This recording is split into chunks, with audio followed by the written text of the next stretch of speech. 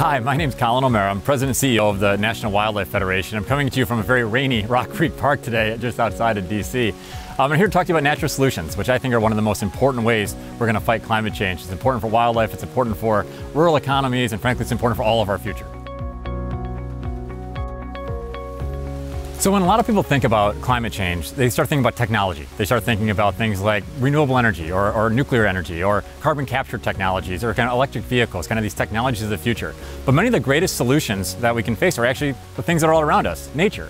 And so I'll tell you kind of a funny story. A few years ago, I was pitching a bunch of venture capitalists. There's a meeting up in Aspen, Colorado. And I started talking about this new technology. And I said, I got a great technology for you to think about investing in. It sequesters a ton of carbon. It does it cost effectively. It can be scaled around the entire world. And I got this young guy in the front raising his hand saying, oh, tell me what it is. I really want to invest. And of course, it's all you know it. It was trees, right? It's very simple trees that are a great way to store carbon. And so, natural climate solutions are a way to restore and enhance our natural systems as a way to both reduce carbon emissions by sequestering carbon through natural forms, as well as build resilience in ways that make communities safer by bolstering the greatest impacts of climate change. Some folks think the natural solutions are kind of a niche solution that are only kind of a small part of the equation. But more than 1/3 of the overall emission reductions could be sequestered by natural systems. In fact, 37% of the global solution could come from natural climate solutions. When folks talk about natural climate solutions, there's kind of three big buckets that we think about. There's kind of green natural climate solutions, blue natural climate solutions, and agriculture and kind of working lands natural climate solutions. Today we're going to talk about the first two. So green natural climate solutions are things like all around us right now. Trees, grasslands, wetlands, natural systems that obviously, going back to your days in school when you're thinking about like photosynthesis and kind of sequestering carbon, these natural processes on the terrestrial landscape that can help sequester carbon. On the blue carbon space, we're talking about more kind of wetland environments, talking about wetter environments, marine environments, ocean environments.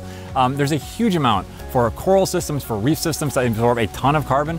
Right now, some of those systems are seeing greater acidification because of more carbon kind of being in those systems, but there's huge opportunities through restoration, through seagrasses, through different types of restoration projects to make those sponges as well.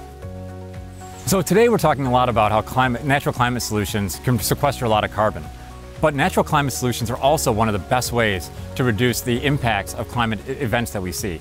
When you see a horrible hurricane coming through the Gulf or kind of ravaging the East Coast, or you see massive forest fires in the West or drought conditions in many of the states, restoring natural systems is frankly one of the best ways to make communities safer. So in addition to sequester carbon, which is fantastic and we obviously need to do to get to net zero, it's also a way, if you have healthy wetlands, those wetlands can absorb 1 million gallons of water per acre. So when a hurricane comes through or a flood comes through, that's water that doesn't wind up wiping out a house next door, doesn't wind up destroying a community. It's a way to make us both safer and healthier at the same time. And so at the National Wildlife Federation, we spend a lot of time talking about how restoring our forests is one of the best ways to manage against these catastrophic mega fires we're seeing in the West.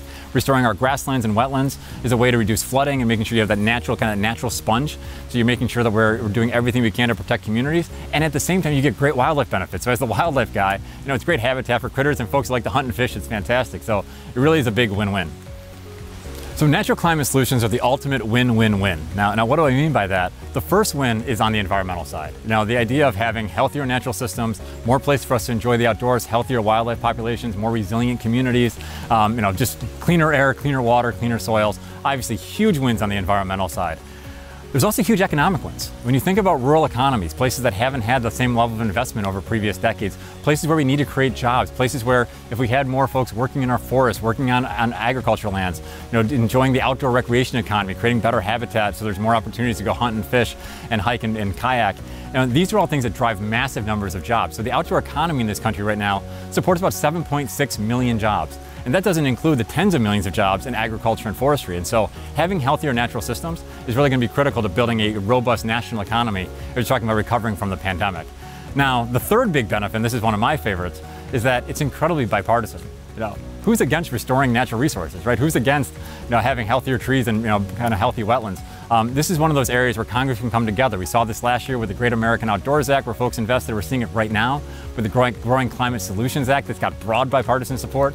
So the nice thing about this issue is that even though it doesn't receive maybe as much attention as some of the more technological solutions, that the political support is broader and really second to none. Look, the conversation on climate change, they can get scary, right? We're seeing some pretty big impacts right now. More intense hurricanes and floods, we're seeing massive fires, and that's just in the US. In other parts of the world, we're seeing damages too. natural climate solutions have to be part of the future. They have to be a big part of the solution set. And look, I have a 4-year-old and I have a 9-year-old. When I think about the types of investment, the types of legacy we're going to leave behind, what better solution set than things that address the global problem of trying to reduce global emissions to address climate change, while also making communities safer, while also making sure that young ones have a great place to enjoy the outdoors.